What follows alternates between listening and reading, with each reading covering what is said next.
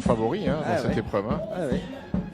Luis Sanchez très bien aussi. Quatrième pour l'instant à 10 secondes de Kwiatkowski. A pris quand même le soin d'écarter quelques adversaires. C'est pas terminé, mais les prises de position sont là quand même. Et voilà le dernier à partir, c'est Jean-Christophe Perrault, puisque Carlos Betancourt, son coéquipier dans l'équipe AG2R La Mondiale, est le vainqueur sortant, légitime puisqu'il n'est pas là, et bien que ce soit un coureur de l'équipe AG2R La Mondiale qui porte le dossard numéro 1, en l'occurrence Jean-Christophe Perrault, dans cette petite difficulté dont on parlait, opéré cet hiver d'un petit souci à la selle, mais il a été 2 fois opéré, donc ça l'a un peu perturbé. Puis bon, on rappelle que c'est quand on termine sur le podium du Tour, deuxième du dernier Tour de France, ça donne aussi beaucoup d'obligations, donc l'hiver a peut-être été moins studieux, en tout cas moins facile en organisation d'entraînement, de sortie, et il faut répondre aussi aux partenaires, beaucoup de choses, forcément avec une deuxième place sur le Tour de France, beaucoup de sollicitations, une opération double qui n'était pas prévue et à la selle, et donc pour Jean-Christophe Perrault, c'est peut-être techniquement, physiquement un peu plus difficile, mais bon, moralement il a pris forcément quand on termine deuxième du Tour, on prend un gros moral, même si c'est maintenant un des anciens de la génération française, Jean-Christophe. On rappelle qu'il est arrivé par le VTT en devenant vice-champion olympique à Pékin. Derrière l'extraordinaire Julien Absalon, monsieur VTT en France et au monde.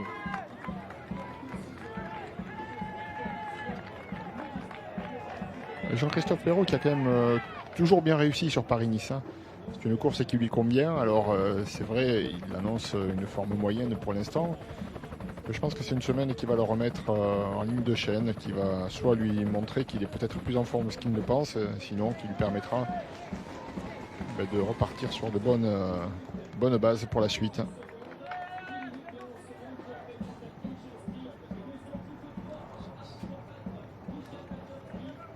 C'est moins fluide que parfois, parce qu'on rappelle que Jean-Christophe Perrault a été champion de France aussi du contre-la-montre. On parlait de Sylvain Chavanel, le champion de France en titre, mais Jean-Christophe aussi a été champion de France du contre-la-montre. C'est une de ses spécialités. Bon, il sait presque tout faire sur un vélo, me fait peur.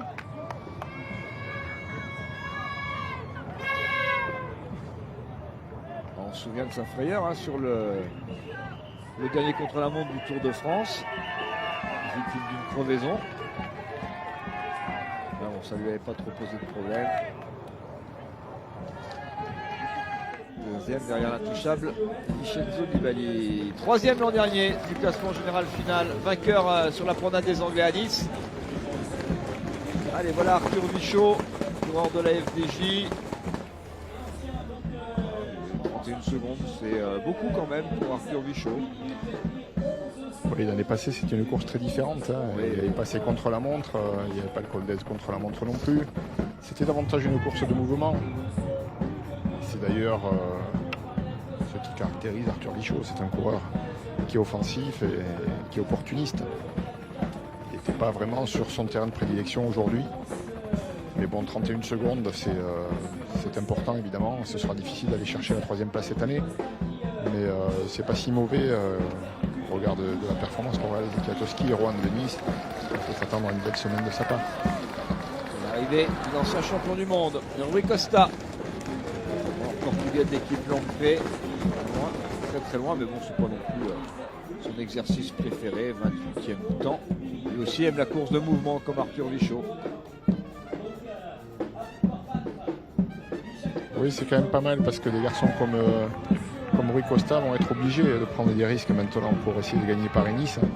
Ils ne pourront pas se contenter s'ils étaient dans les 2-3 secondes tout près des leaders du jour, de Kwiatkowski, de Luis Sanchez par exemple. Ils pourraient faire une course d'attente. Ils vont être obligés quand même de sortir de leur réserve et d'essayer de trouver une ouverture quelque part, comme Romain Bardet par exemple. Donc ça c'est plutôt pas mal dans la perspective des jours à venir. C'est le dernier coureur à arriver ici à Maurepas, Jean-Christophe Perrault.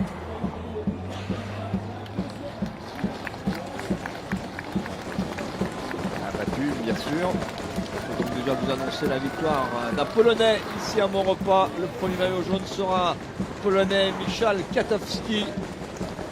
Jean-Christophe Perrault qui voilà, confirme qu'il est peut-être pas à 100% encore. C'est pas 26e si temps. mal. Hein. C'est pas si mal.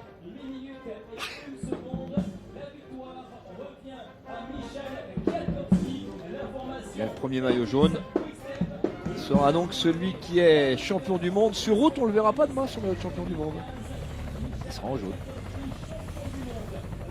Il sera en le maillot toute la semaine. Eh bien, on ne le verra pas du tout. Sylvain Chavanel, 7e. Un Français dans les 10.